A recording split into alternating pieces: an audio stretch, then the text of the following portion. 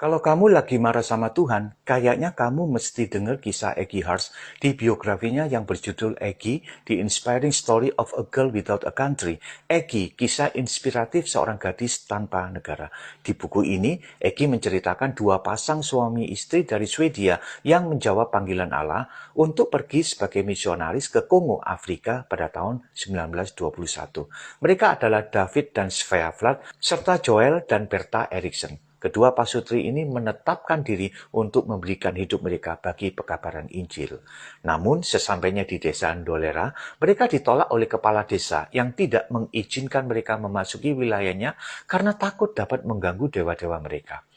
Mereka berdoa untuk terobosan rohani, tetapi nggak ada hasil. Satu-satunya kontak mereka dengan penduduk desa adalah seorang anak laki-laki yang diizinkan untuk menjual ayam dan telur kepada mereka 2 kali seminggu. Svea Vlad memutuskan bahwa jika ini adalah satu-satunya orang Afrika yang dapat dia ajak bicara, maka ia akan mencoba membawa anak itu kepada Yesus. Dan ia berhasil. Akhirnya anak ini percaya kepada Yesus.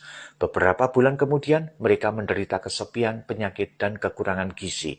Joel dan Berta Eriksson, partner sepelayanan mereka, memutuskan kembali ke kantor misi. Tetapi David dan istrinya yang hamil memutuskan untuk tinggal. Mereka berkata bahwa hati mereka untuk Afrika. Karena malaria, keadaan Svea semakin memburuk. Sebelum meninggal dunia, Svea sempat melahirkan bayi perempuan dan dinamai Aina. Jiwa David tergoncang melihat kematian istrinya. Ia tidak dapat menerima kenyataan ini. Dalam kemarahan ia berteriak kepada Tuhan, "Mengapa Engkau izinkan hal ini terjadi, Tuhan? Kami datang kemari untuk memberikan hidup kami.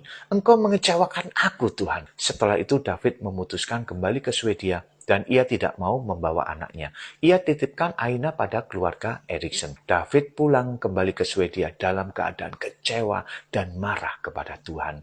Tak lama setelah David meninggalkan Afrika, keluarga Eriksson akhirnya juga meninggal dunia secara mendadak. Jadi, Aina dititipkan kepada keluarga warga Amerika, yaitu Arthur dan Anna Burke. Keluarga ini kembali ke Amerika beserta Aina, yang akhirnya berubah nama menjadi Eggy. Kelak Eggy menikah dengan Dewey Hars, yang menjadi rektor sekolah Alkitab di Northwest Bible College. Suatu hari di tahun 1963, sebuah majalah religius Swedia muncul di kotak suratnya. Eggy tidak bisa membaca tulisannya. Namun, ia melihat sebuah foto yang menarik perhatiannya, yaitu sebuah kuburan dengan salib putih dan di atas salib itu ada tulisan Svea Vlad. Eggy melompat ke dalam mobilnya dan langsung menuju ke seorang temannya yang dapat menerjemahkan artikel tersebut. Secara singkat, temannya itu menjelaskan isi artikel yaitu tentang kedatangan misionaris ke Ndolera dahulu kala, lalu ada kematian seorang ibu muda, lalu ada seorang anak laki-laki Afrika yang percaya kepada Kristus, lalu anak ini dipakai Tuhan membawa banyak jiwa kepada Kristus, dan semua ini berkat pengorbanan David dan Svea Vlad. Suatu ketika, Eggy dan Dewey suaminya mendapatkan hadiah anniversary liburan ke Swedia. Kesempatan ini nggak disia-siakan oleh Eggy. Dia mencari papanya. Singkat cerita, Eggy berhasil menemui papanya. Ketika Eggy masuk ke apartemen yang kumuh, di mana botol minuman keras ada di mana-mana, ia mendekati seorang pria berusia 73 tahun yang berbaring di tempat tidur yang berantakan.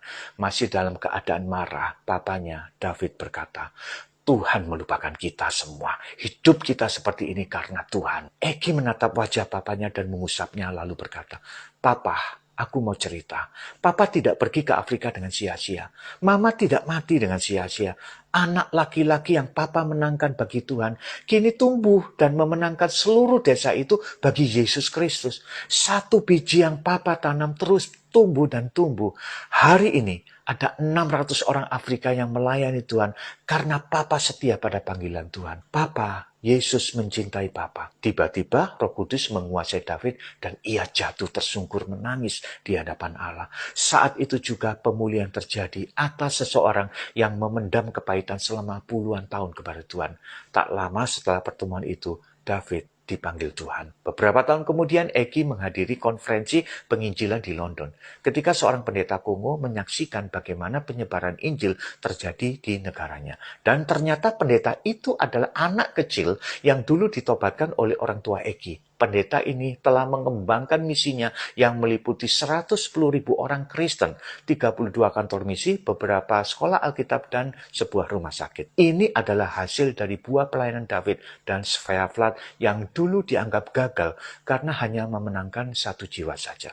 Semoga ini membuka mata kita bahwa apa yang kita anggap gagal, apa yang kita anggap gak berguna, apa yang kita anggap Tuhan gak peduli dan gak mau tahu, justru Tuhan sedang bekerja untuk kemuliaannya. Buanglah semua amarahmu kepada Tuhan, karena sesungguhnya Tuhan sedang bekerja dalam hidupmu, karena Tuhan sangat mencintai kamu. Amin.